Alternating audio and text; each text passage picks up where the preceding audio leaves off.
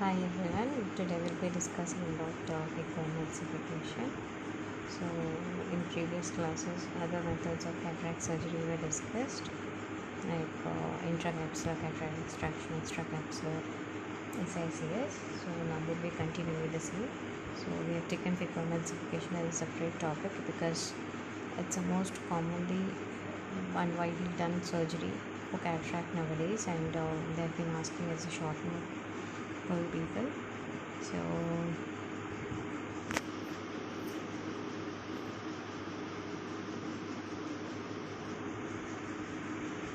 here, like cataract surgery has been evolved over time. So I have discussed in the last classes initially when IOL was not invented, and one thing you need to know about is the advances in cataract surgery, evolution of cataract surgery.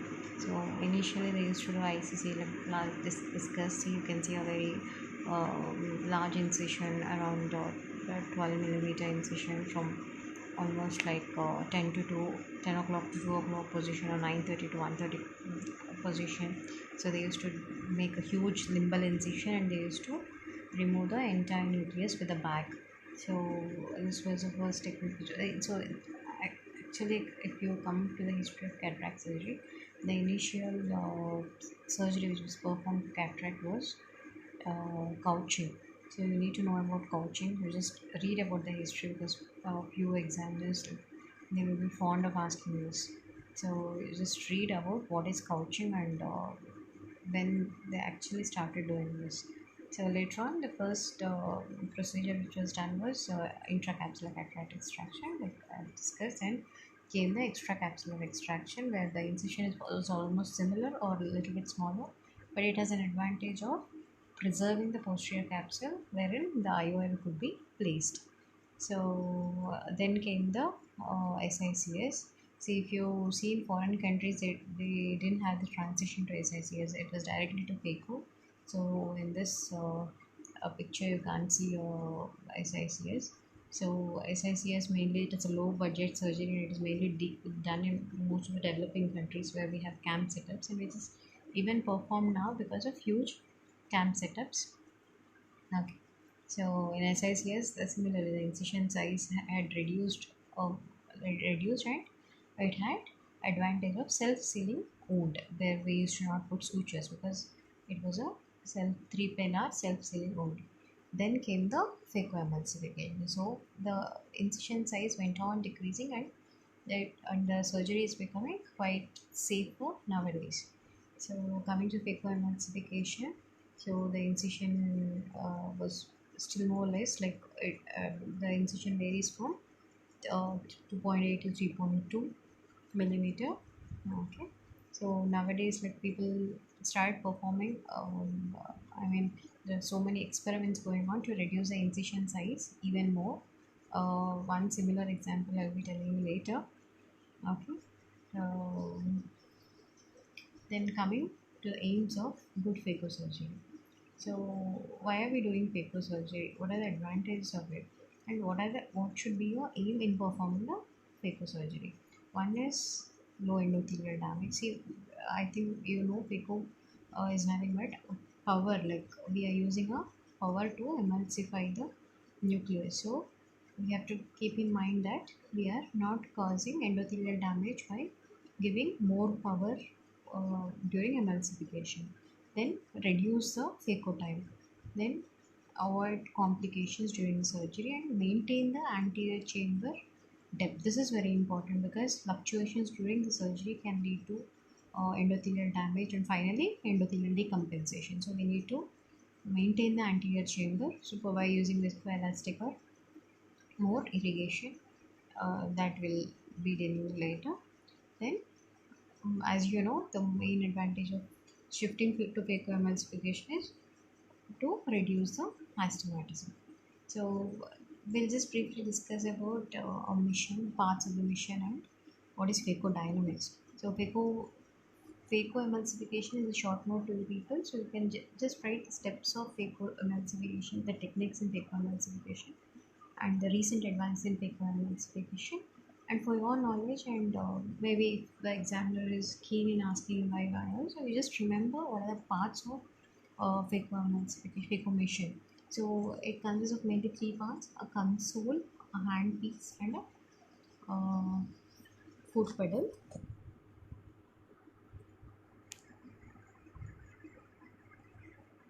So this is a console, you can see. So it's nothing but a computer which controls all the functions of the machine. Like it will adjust the power, the irrigation flow, the aspiration rate, the vacuum, all the settings. It controls the all the functions of the controls and what. It's a computer. It's a system which controls all the functions of the machine.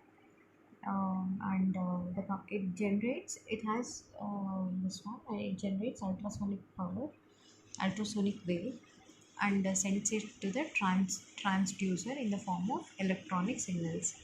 So I'll show you. And the next part is phaco handpiece.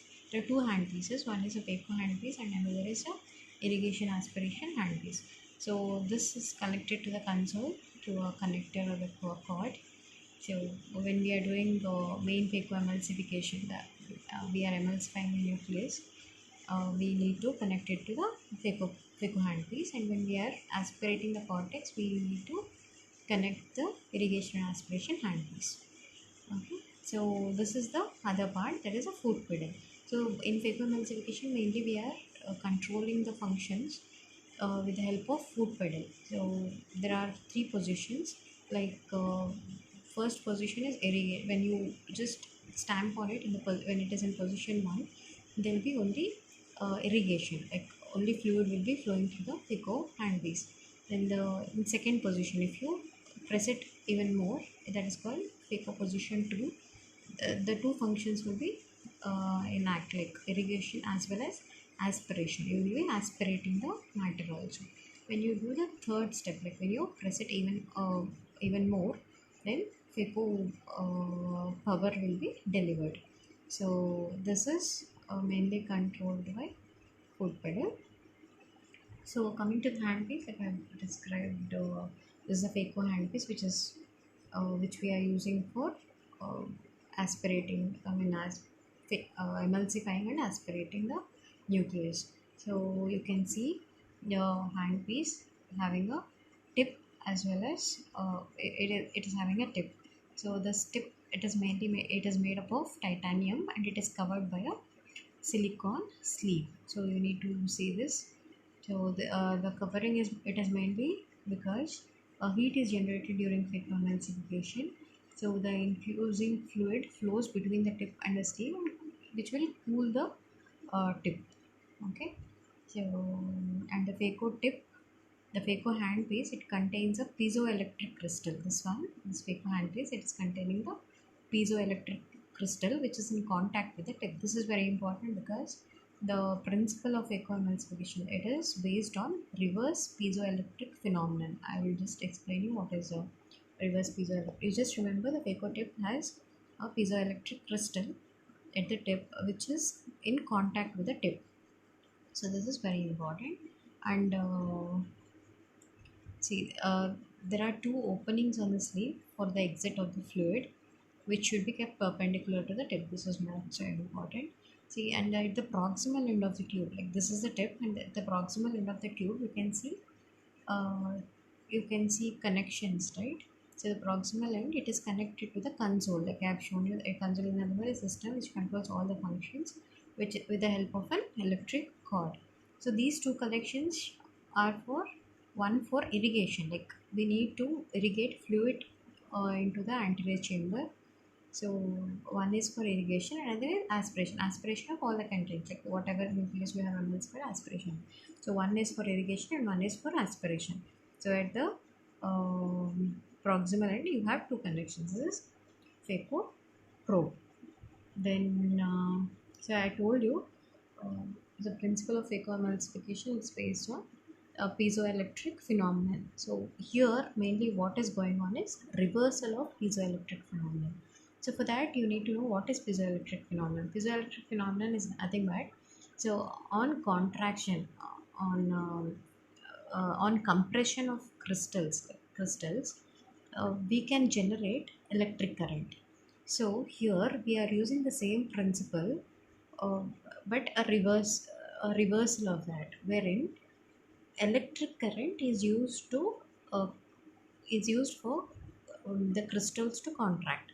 Okay, so I told you the Phaco probe has crystals, where crystals, and a tip is in contact with the crystals. So, and we are I mean, we are connecting it to the console.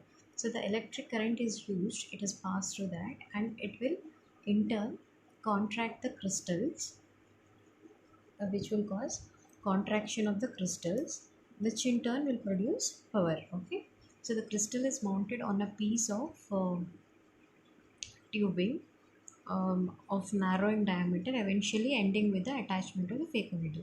So I showed you this probe, right? So these crystals are mounted in this phaco probe. This is in close contact with the tip. So this is the tip. This is nothing but it is made up of titanium covered by a silicon sleeve.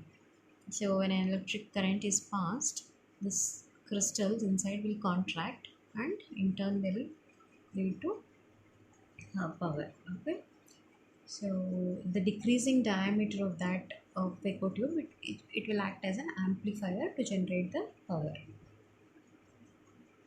Yeah, so this is the phaco tip. Similarly, what I have shown in the previous picture, you need to remember it is made up of titanium and is hollow with a distal opening which functions as an aspiration port. So the tip will function as an aspiration port, and it has a two openings wherein wherein the fluid flows through that.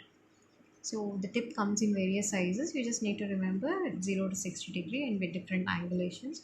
So we use 1 power based on the hardness of the cataract, because if the angulation is more, the holding power is less, but the power will be more. So I mean, this is not very important. And coming to phaco-dynamics. So what is phaco-dynamics? The various functions of the phaco machine and their interrelationship. So what are the various functions of the phaco machine and the interrelationship between their functions is called phaco-dynamics. So the basic functions, as you know, is nothing but ultrasonic power for emulsification. One is generating ultrasonic power for emulsification of nucleus, and another is irrigation and aspiration for safe function of the emulsified material. So these are the two functions of the emulsification phaco. So phaco is nothing but the various functions of the machine and their interrelationship is called phaco. So what are the two functions? One is ultrasonic power and another is irrigation and aspiration of the emulsified material. So the irrigation and aspiration system and the parameters on which it depends together are called fluidics. This is another thing. The irrigation and aspiration system and the parameters on which they depend, like the bottle height, the tubing diameter, all those things. They together they are called fluidics. So when a phacoemulsification short note is asked, along with the procedure of phacoemulsification, the different techniques and the newer advances, you can just add a short note on phaco-dynamics. Okay, phaco-dynamics is nothing but interrelationship between the various functions of phaco machine and their interrelationship.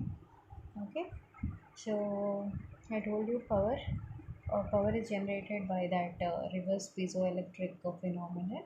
So power, it depends. It is created by interaction between the frequency and the stroke length. Stroke length, it depends on the crystals. Okay, so the frequency, the power is created by interaction between the frequency and stroke length. So the frequency is variable from 29 to 60 kilohertz in different machines, but whatever the machine is, the frequency will be fixed and the power will depend on variation in the stroke length. So, what is the principal mechanism in emulsification? You need to remember is jackhammer and cavitation phenomenon. Jackhammer effect is nothing but physical striking of the needle against the nucleus. So, for this, the nucleus must be fixed, as the bombarding action will be effective only when the nucleus is fixed. See, like you can see, if the nucleus is fixed, this is a phaco probe, phaco tip. The bombarding of the nucleus is happening here. The cavitation bubbles are forming. Okay, so this is jackhammer effect. Then the power delivery, it can be in different modes.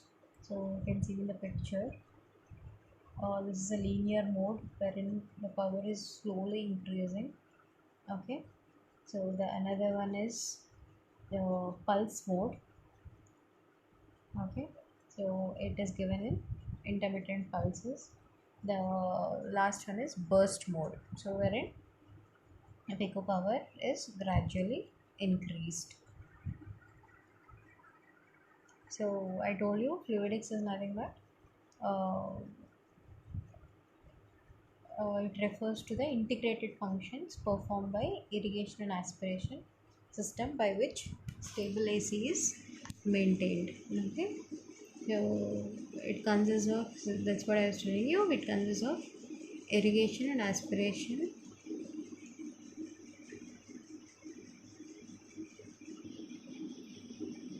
So this is the irrigation and aspiration system, and the parameters on which it is depending, I told you it is called fluidic. So you can see the parameters on which it depends means like the bottle height, the tubing sizes, like the irrigating tube should always be more when compared to the aspiration tube, because the fluid should go more, anterior chamber should be well maintained.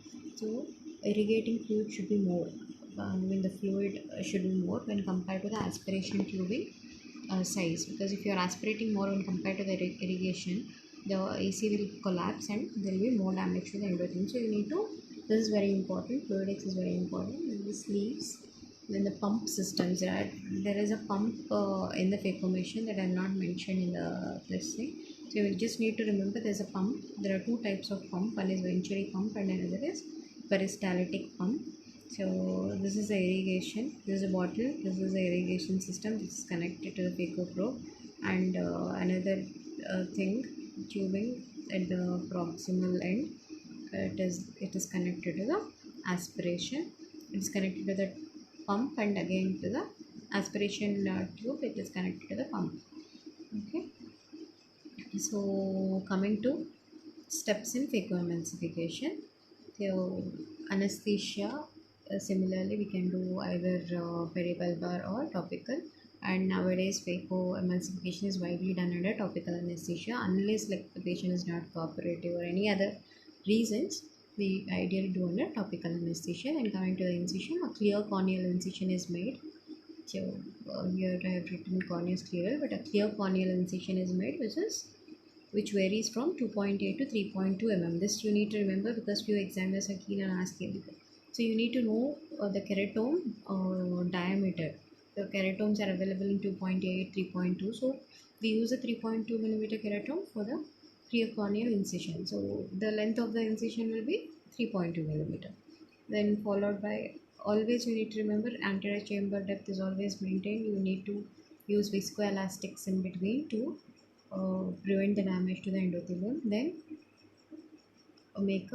you can make a side port on the same, then do a continuous curvilinear capsulorhexis, followed by uh, one of the important step in phacoemulsification is hydrodissection and hydrodelineation. So I have not mentioned your hydrodelineation, so you need to remember what is hydrodissection, what is hydrodelineation. You just read. So hydrodissection is nothing but injecting the fluid between the capsule and the cortex. So we are separating the nucleus from the capsule. This is hydrodissection. So we can meddle with the nucleus. So what is hydrodelineation? Hydrodelineation is nothing but injecting the fluid between the epinucleus and the cortex. Okay, so this is hydrodelineation. This is also frequently asked, what is hydrodissection, what is hydrodelineation. Hydrodissection is nothing but injecting the fluid between the capsular bag and the cortex, and whereas hydrodelineation is injecting the fluid between the epinucleus and the nucleus. So both the procedures have to be done. Both the procedures have to be done in phacoemulsification. So the nucleus freely rotates, and we are able to emulsify the nucleus. Following this, uh, we are doing phacoemulsification. The techniques for phacoemulsification I will be discussing later. The nucleus is emulsified and aspirated. Once the nucleus is emulsified and aspirated, the remaining cortex we can do irrigation aspiration. Similar to SICS, we are irrigating and aspirating. So there we use a Simcoe cannula. Here we use bimanual irrigation. Like I have shown different probes for irrigation and aspiration. Right, I use them to aspirate the cortex, followed by IOL implantation. Definitely, we have done a smaller incision, so we can't place a rigid IOL. We have to place a foldable IOL.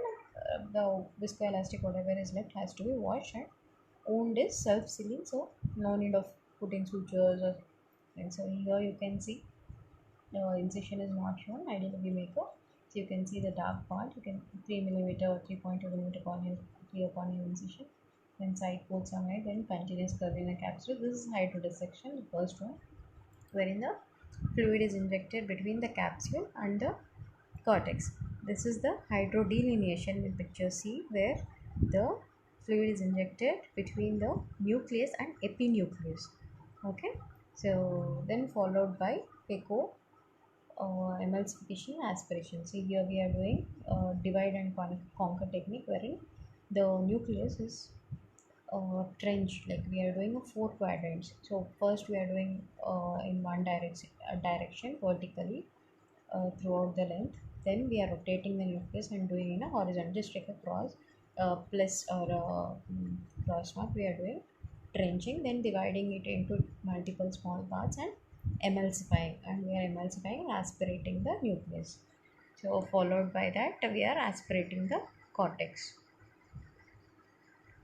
So techniques you need to remember: divide and, like I told you, I explained you divide and conquer. Then another one is chop technique. There are both vertical and horizontal chop. So divide and conquer is relatively easy to master, and usually beginners they start off with the divide and conquer technique. But the disadvantage is we are using more phaco power. So whereas in case of chop technique, we are using lesser phaco power when compared to divide and conquer technique. So what are the advances? One thing you need to remember, I told you uh, they've done with a very small incision. So this was done by Indian Dr. Amar Agarwal in 1998. He has done with a incision of around 0.9 mm. That is with just a needle opening. So what is a needle in opening? With a very small needle opening, he has done phacoemulsification. The needle opening with a phaco tip which is very small. Okay, wherein cold basis solution of 4 degree was used and a microfrone needle was used. Okay, just need to remember that procedure is called phaco knit. Then it is not commonly done now. So another most important advances in phaco machine is using femtosecond LASIK. You know, femtosecond LASIK is done in other refractive surgeries like laser, like LASIK and all. So similarly, they have started using femtosecond laser even for cataract surgeries. So here, the advantages are it offers a new level. It offers a new level of precision. Like we are doing the surgery with precision and reproducibility because it is done by a laser machine. So the results are very consistent and reproducible. So this is the most important, most commonly asked question, and you need to remember because many people have started off doing a femtosecond LASIK cataract surgery. So this is a this is a numeric FLACS, that is nothing but femtosecond LASIK assisted cataract surgery. So in this we are using femtosecond laser to do few steps in phacoemulsification. What are the steps? I will be telling you later. So femtosecond laser The principle, femtosecond laser assisted photo disruption. It is used, it is a femtosecond energy is absorbed by the tissue, leading to what happens is plasma of ionized molecules rapidly expand, creating cavitation bubbles. Okay, so this laser is used to cut the tissues. So right now FDA has approved for three steps. One is for the corneal incision, we do a clear corneal incision with the help of that, and even for the side ports, we do for all the corneal incisions. We use a femtosecond LASIK, then followed by capsulorhexis. You really have a very round, reproducible, accurate capsulorhexis. Then lens fragmentation. So the the laser power is used even to fragment the lenses. So it is used only to fragment the lenses. But for emulsification and aspiration of that, we need to again use a phaco machine. Okay. The further steps are same, like emulsification and aspiration of the nucleus, and implantation of foldable IOL, and then closure of the wound. So this is about phacoemulsification. So it is acts as a short note. So what you need to know is all the steps in the phacoemulsification, then what are the different techniques, and little bit about phacodynamics and recent advances in phacoemulsification. Another thing is advantage. I have not mentioned here what are the advantages of phacoemulsification. Like one is definitely lesser astigmatism, early post-op recovery. Okay, so immediately as soon as the surgery, the patient, we are not putting a patch or pad. We are not, I mean, waiting for next day to open the patch. Immediately the patient is walking out of the OT with the eyes open, and he is able to see everything clearly. So this is the advantage of phacoemulsification. And post-op visual acuity is better because very small incision and less astigmatism. So these are the advantages of phaco. Disadvantages, yeah, definitely it has its own disadvantages. In harder cataracts, we need to use a higher power, more chance of endothelial damage when compared to SICS, and the machine is costly and learning curve. So for the surgeons, the learning curve is more. Okay, so and costly. It is relatively costly when compared to SICS. So you need to know advantage, and so this you have to write in all these headings. So even in Viva, these many questions are asked about phacoemulsification techniques and procedure of phacoemulsification, advantage of phacoemulsification. So you need to read it. Even maybe they might even ask about femtosecond LASIK assisted cataract surgery. So thank you.